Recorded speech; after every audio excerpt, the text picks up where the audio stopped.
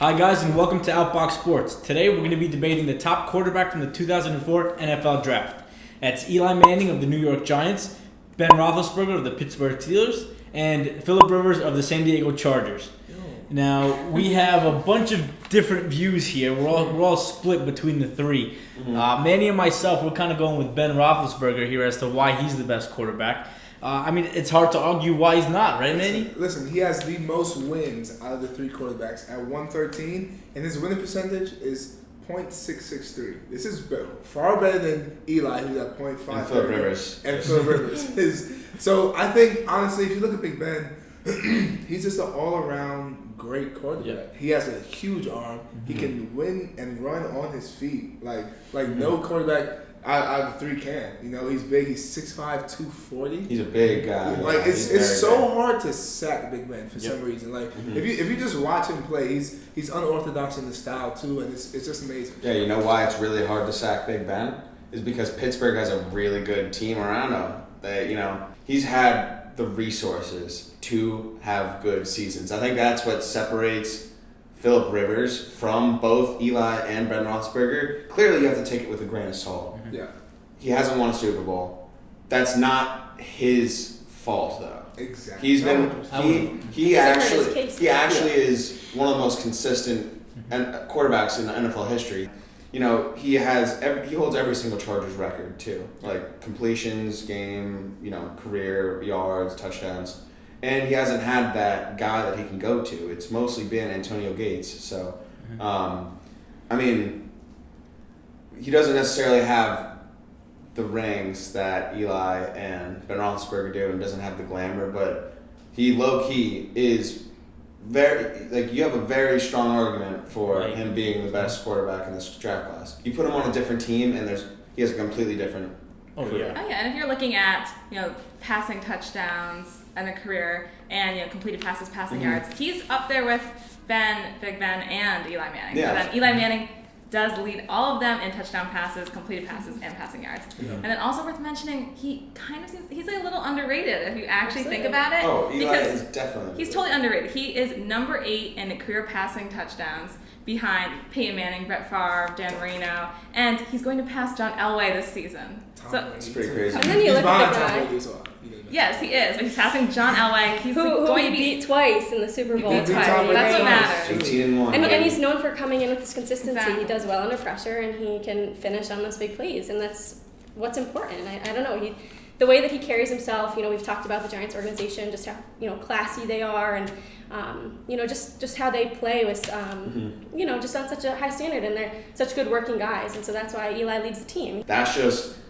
That's the difference between Philip Rivers and his career and Eli. Exactly. They're pretty similar people, pretty similar players. The only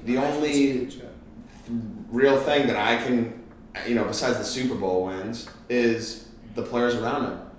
Damon Harris. Yeah, but that's why you can't ever consider Philip Rivers over that. Because if you think about Philip Rivers, do you have any memories of him doing good things in the postseason? He made one AFC Championship game. You think about Eli Manning postseason, you remember the 2007 playoffs, you remember them beating the undefeated Patriots. But that's the only real defining quality that makes Eli better than Philip Rivers. Other than I'm just saying people won't even ever think of Philip Rivers in capacity just because. But if you want to talk about the postseason, you look at a guy like Big Ben, who's his rookie year he was in the postseason. Right. And he lost to the Patriots, but then the next year he wins the Super Bowl. I think he was the youngest quarterback ever to win the Super Bowl. He's been 2-3. That's the most out of any of these three quarterbacks. And he, to me, is the toughest one. Of course. He never won an MVP though. Granted, that's true because he should have won MVP. Worth mentioning. It's debatable because the catch was Antonio Holmes. Right. The catch was big, but that entire game. Talk about that throw though. Yeah, it's the throw. He did drive them down the field. That play 5 of 6 the James Harrison to the game winning. Exactly. But I think he's the toughest because he did have a motorcycle injury during his career, and if you look at that, he was able to recover from that and still throughout his entire career have a winning season. Something that the other two quarterbacks can't say much about. Eli has been 6 for 10 for the last two. I think Philip Rivers just went 4 for 12. So I think he's a winner. I think that's my overall thing, and I want somebody who wins. If I'm a pick. Yeah, you're definitely right in that Big Ben is a winner, but Santonio Holmes, he takes a bigger contract with the Jets. They 48th pick in the second round of the draft. Who did they get? Antonio Brown, best wide receiver in the NFL for the past 3 years. Second round drafted Le'Veon Bell. Like, he's had unbelievable talent around him his entire career, and Phillip Rivers hasn't. The only person that he's really thrown touchdowns to his entire career is Antonio Gates. Yeah. That's why Eli didn't want to go to the Chargers. He didn't want to be like that. Vincent Jackson. Can't blame the guy. Like, he was good. He wasn't great. Yeah. Something that I think Eli has that Big Ben doesn't really have is that consistency factor.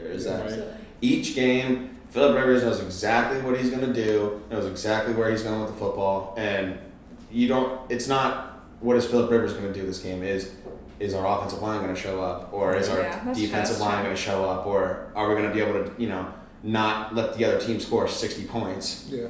Basically what it is. So let us know in the comments what you guys think about this. Who you think is the best quarterback to come out of the 2004 draft class? I think you can make a case for all three. I think you really can. I'd be happy with any. Yeah. I mean, Eli's the literally, goat, like they're basically like 10, 11, 12, and all passing yards records. Tends to be close enough. Yeah, they're all pretty up there. So let us know in the comments what you think. Give this a thumbs up if you liked it, and subscribe in the upper left-hand corner. Just hit it. Alright, now Twitter, Instagram, Facebook, follow us on all social media. We have videos from past weeks on this side. That one is really good. Bye. Just put it on that one.